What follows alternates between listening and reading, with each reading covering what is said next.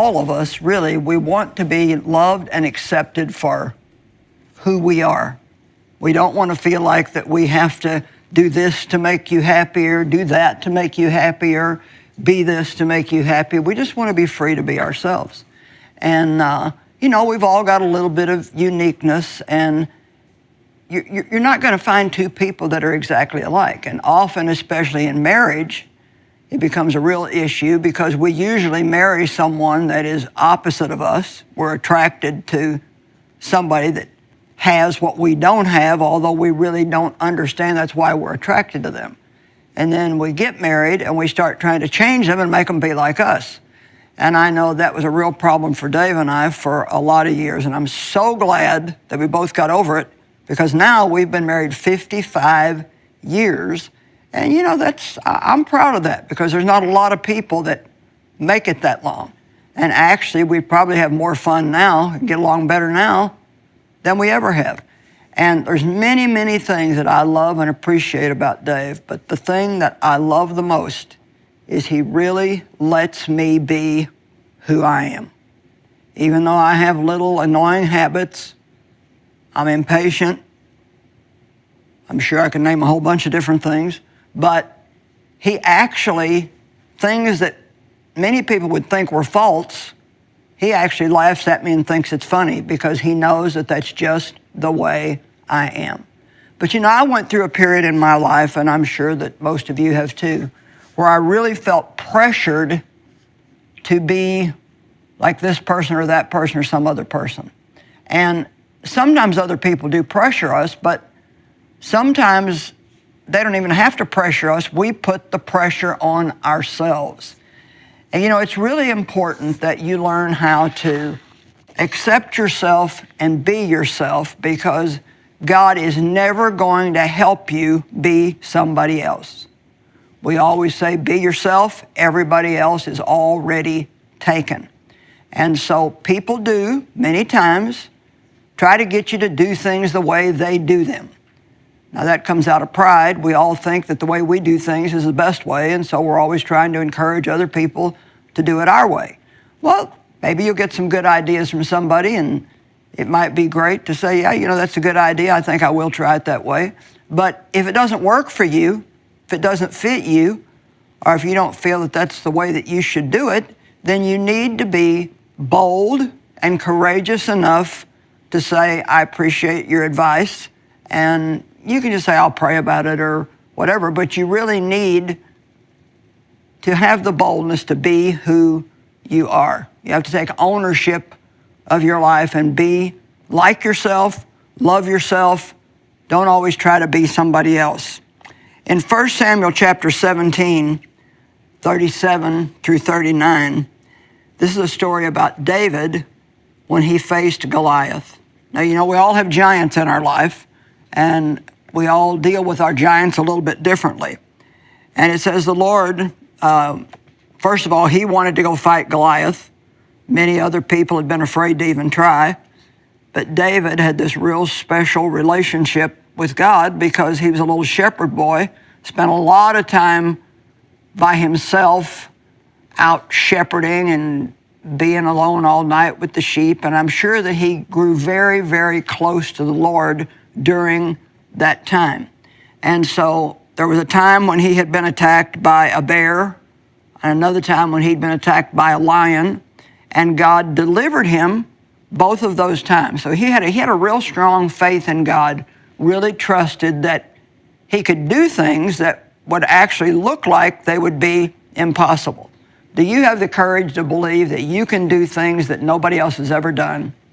Do you have the courage to believe that you can do something that even to you seems impossible, but you believe that it's something God has asked you to do?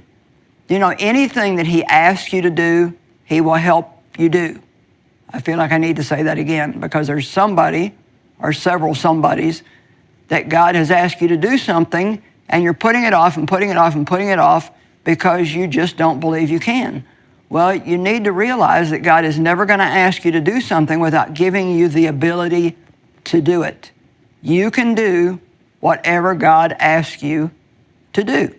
And so Nobody thought that David could beat Goliath, including King Saul. And so Saul finally agreed to let him go. But Saul dressed David in his own armor. He put his tunic on him.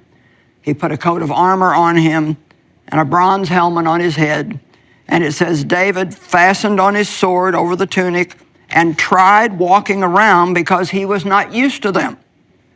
I cannot go in these, he said to Saul, because I am not used to them. So he took them off. And I love that. He had the boldness to even stand up, I'm sure respectfully, to the king and say, this is not going to work for me. I can't do this. I'm not used to this. Well, you know, if you know the story of David and Goliath, he actually ended up killing Goliath with a slingshot. Well, that wouldn't be the normal way that you'd try to fight a giant, but David was really not depending on the slingshot or any other weapon. He was depending on God. And, you know, many times that's where we make our mistake. We're depending on our natural ability or our natural talent, and we need to be depending on God, because God can cause you to do things that you would have never thought you could do. With men, it's impossible, but with God, all things are possible. David fastened his sword over the tunic and tried to go. He said, I can't do it like this, so he took him off. You know, we may tend to study great men and women that have gone before us. I know I went through this. I would read books about great intercessors, people who sometimes prayed for days at a time, all day long. There was a man named Rees Howell. I read a book about him. There was another man called Praying Hyde. His last name was Hyde. And they had such tremendously amazing prayer lives, and God had given them a gift. But I would read those books and then think, well, you know, I need to be able to pray like that. Or maybe I would read a book about the miracles of Catherine Kuhlman's ministry, or Amy Semple McPherson, or Maria Woodworth Etter, and think, well, why can't I do the things that they did? Let me ask you a question. Do you ever feel like you should be able to do what somebody else does? Well, other people can be a good example to us, but you know, just because somebody else can do something doesn't mean we can do it. And we have to remember, I want you to get this, the only reason they can do what they can do is because God has gifted them to be able to do that. We don't need to be jealous of them.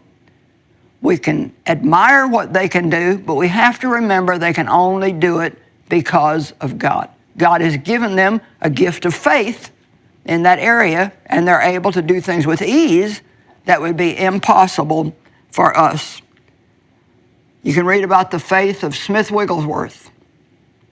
I've read a lot of books by a woman named Madame Guyon, and she had such a special, close relationship with God. Or Practicing the Presence of God by Brother Lawrence.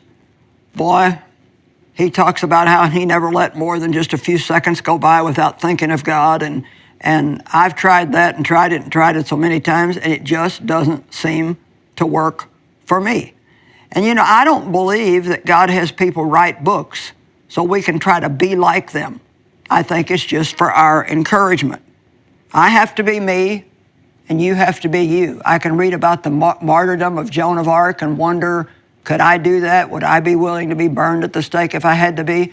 You know, standing here right now, I don't know, but I have to believe if that's what God called me to do, that He would give me the grace to be able to do that. I'm really pleading with you today to stop trying to be somebody else. As I said, other people can be a good example to you, but boy, you get yourself in real trouble when you start trying to be who they are or do what they do. I remember a young girl who came to me and she said, you know, Joyce, there's an early morning prayer meeting at my church, and she said, most of my friends are going, and she said, they keep trying to get me to go, but I just don't feel in my heart that I'm supposed to do that. And she said, what I really want to do is I would love to watch their children for them while they go. Well, you see, God's got everything covered if we'll just listen to Him. He put it on her heart to watch their children, and He put it on their heart to go and pray. But they were trying to get her to go do what they had been called to do. And you know, there's two sides to this. We want to be bold enough to be who we are, but we also need to be careful that we're not trying to get other people to be like us. If you want